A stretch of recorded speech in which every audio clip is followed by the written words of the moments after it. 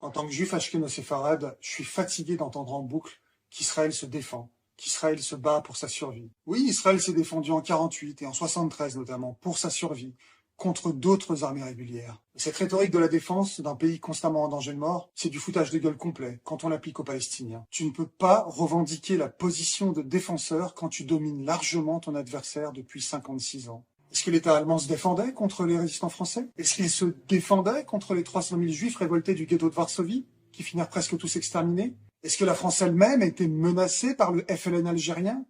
Non, non et toujours non. Est-ce que Israël se défend en Cisjordanie quand Tsahal protège ses colons fanatiques qui enchaînent les exactions et les vols de terre en arrachant les oliviers palestiniens? Est-ce que dans un ring de boxe, celui qui se défend, c'est celui qui aligne les patates et les marrons ou celui qui tente de les esquiver? Faut être sérieux 2 minutes. Cette rhétorique défensive sert uniquement à laver le cerveau des juifs du monde entier pour qu'ils dorment la nuit, la conscience tranquille, peu importe les atrocités commises par le soi-disant défenseur. Mais pire encore, cette propagande victimaire a salement intoxiqué les médias français qui disent tout le temps qu'Israël a le droit de se défendre. Et Israël a le droit de se défendre.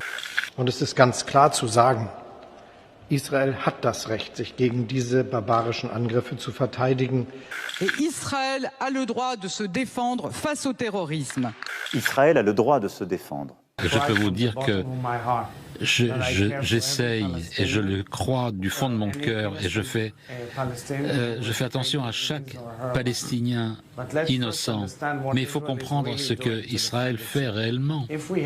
Si nous avons le droit de nous défendre... Je pense vraiment que quand on est français, animé par nos valeurs libérales, démocratiques, de respect des autres, on ne peut aujourd'hui qu'être du côté d'Israël. Et tous ceux qui, français, aujourd'hui, défendent le Hamas ne méritent pas d'être français. Donc, tu auras beau faire défiler les vidéos de mères éplorées sur leurs gosses assassinés, cette rhétorique défensive va transformer l'atrocité en simple dommage collatéral ou pire, en mal nécessaire pour venir à bout des hommes du Hamas qui attendent tranquillement l'infanterie israélienne planquée au chaud dans leur tunnel sous les décombres. Je sais qu'en tant que juif de 50 ans et malgré mes liens affectifs avec Eretz Israël, il m'a fallu du temps pour déconstruire cette propagande victimaire d'un pays qui serait toujours au bord du précipice. Mais non.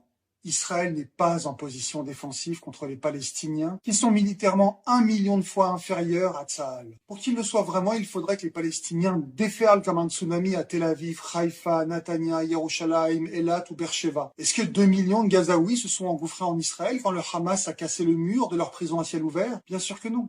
Et bien sûr que j'ai eu le cœur horrifié des massacres de civils du 7 octobre sur cette terre où repose ma pauvre mère. Il n'y a pas de débat là-dessus. Mais je le répète, il n'y a pas non plus de menace existentielle sur Israël de la part de quelques milliers d'hommes du Hamas, qui n'est qu'une petite phalange armée et déterminée de tout le corps palestinien. Il faut que les Israéliens comprennent qu'en quelques semaines, on est passé d'une situation où il y avait eu un attentat abominable, mais qui ne pouvait en aucun cas menacer existentiellement l'État d'Israël, rien à voir avec la guerre de 67 ou la guerre de 73, où là il y avait des armées avec des divisions, avec des tanks qui pouvaient occuper Tel Aviv et Jérusalem. C'est ça une menace existentielle, rien à voir. C'est un attentat terroriste abominable versus 67 et 73, la possibilité que les capitales soient occupées et que vous ayez une armée d'occupation qui dicte sa volonté à l'État d'Israël.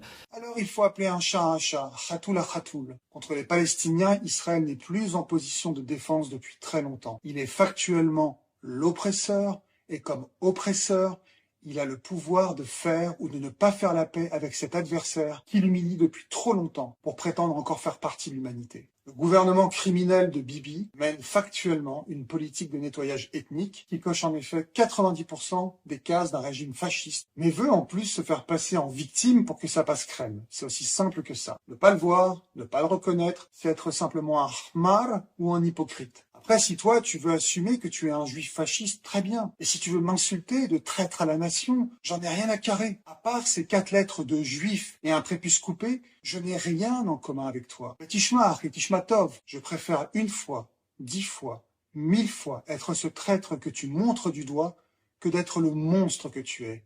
Le monstre qui chante et qui danse sur les cadavres de milliers d'enfants innocents qui n'ont pas plus de valeur pour toi qu'un animal qui passe à l'abattoir. Mais moi, le traître qui parle au monstre que tu es devenu, je sais qu'à la fin des fins, il n'y aura plus de peuple ou de nation. Il n'y aura que des hommes et des monstres en file indienne qui devront répondre un par un face à Dieu de la noirceur de leur cœur et du sang qu'ils ont sur les mains. Et si Dieu approuve ce qui est commis actuellement, alors c'est que Dieu n'est pas Dieu, et que c'est le diable que tu pries du matin au soir. Ezrat Hashem, que toi, l'égaré, tu retrouves aussi un jour le chemin de l'humanité. Shalom Aleichem.